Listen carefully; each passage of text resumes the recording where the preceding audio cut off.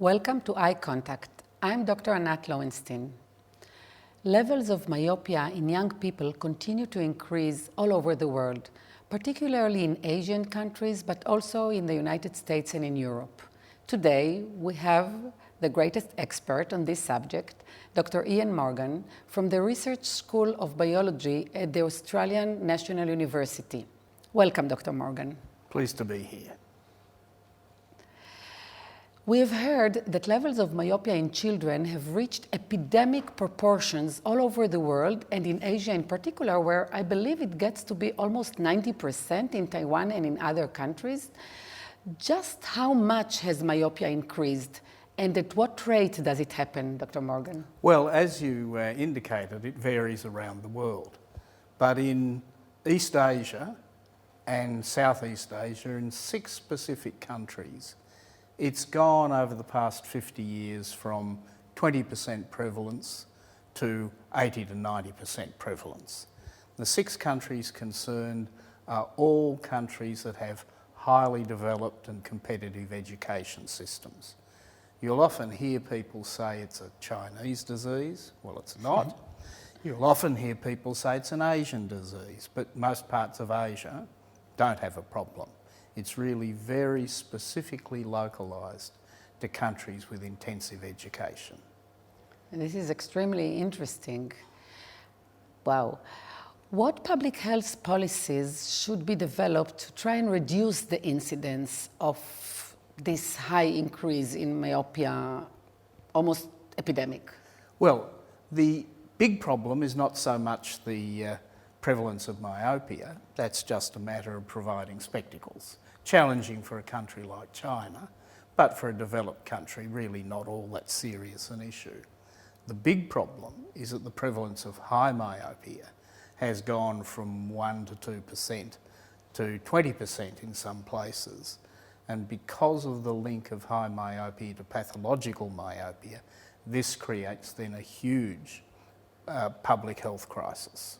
And in China, for example, their ophthalmology services would collapse under that load. So you've got to, the preventive approach is to try and reduce the onset of myopia and then slow down progression of myopia to high myopia.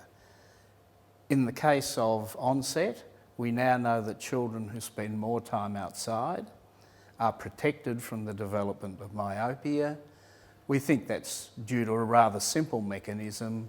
Bright light outside releases dopamine. Dopamine inhibits axial elongation and you don't have as much myopia.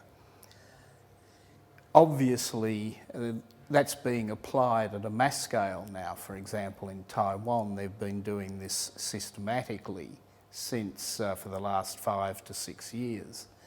And a 40-year trend of increasingly bad vision in children has been turned around. Not back to where we'd like it to be, but the whole trend has been reversed. So what do they actually do in order to reverse this trend? Well, one of the things is to get the schools to encourage children to get outside. So they have an aim in Taiwan of 2 hours a day outside. I'd like to see a little bit more, but let's be happy with 2 hours a day. They have to rearrange their curriculum. They have to make sure, for example, that children leave the classroom when in school recesses. It's sort of strange to a Westerner. You know, when anywhere in Europe, when it's the break in school, you hear the roar of children coming out of the classroom. Not in East Asia. They tend to stay in the classrooms. Even though I think today also in out of Asian countries, many times the children stay in-house or in the classroom and just look at their phones or iPads. So I think it makes a lot of sense to make them go outside for their breaks. Well, there have been 2 reasonable clinical trials. One we carried out in Guangzhou in China, and we just added, that means the Ministry of Education, just added 40 minutes a day to the school day. Those children went outside for that 40 40 minutes. In Taiwan, what they did, they had a program called ROC, Recess Outside Classroom. We got about a 23% reduction in incident myopia. They got a 50% reduction with an estimated 80 minutes. So it's almost like there's a dose-response curve. Wow. And it fits with the estimates we would make from the epidemiology. So it's a remarkably consistent story. So it is only actually the being outside and the hormonal changes mediated by dopamine that you mentioned, or is it also the permanent near task that young people are exercising nowadays? Well, yeah, that's been the classic theory, and yes, it's clear the children who are worst off in developing myopia are those who combine a lot of near work with little time outdoors. So it's both. So it's a bit of both. I think what surprised everyone is how strong the outdoors effect is. And of course, because people are obsessed with, rightly, with education, and because there are all these other temptations like smartphones and tablets, etc., it's very hard to turn around the near work that children are doing. It's easier to let them go. But we can get them outside.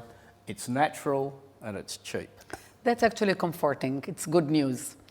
Now, research also suggested, I believe it was the ATOM trial, that a low-dose formulation of atropine can also slow the progression of myopia for many children. What do you think about giving a child every day a drop of atropine, even though it is in a very, very low concentration? Are you concerned with the side effects? Are you even sure or believe that it works? I think there's no doubt that it works. The data that have come out of Singapore, and there's a lot of less rigorous data from Taiwan that says precisely the same thing. You can use low doses of atropine. Not everybody's finding that. I'm hearing different reports from Japan, for example, that they're not having great success. But I think it does work. It's relatively side effect free. They've got over the early need when they were using 1% to give the kids photochromic glasses, reading glasses, etc. That seems to be gone. And in fact, this low dose seems to be, if anything, more effective than the higher doses. So, pretty good. The one cautionary note I would sound is that it would be very nice to have 20-year follow-up or 30-year follow-up. Yeah, because obviously atropine is doing something that's not quite natural, and it would be good to know if that doesn't have long-term effects. Yes, I'm sure that we still need to look for the long-term results of this treatment. And there is also the issue of cost, because atropine does have a cost, and if it's something that a family needs to give it to 3 children every day for many years, is there any thought of producing a commercialized product? Well, yes, indeed. There's a commercial product available. Atropine, I think, is, as a drug, relatively cheap. It's off patent, so it has lots of attractions. But that's the 1%, no? But that's the 1%.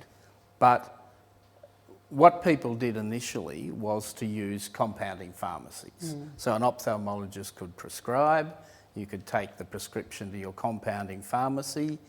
It was less a matter of cost, but it's not sort of GMC standard to have it done in individual pharmacies.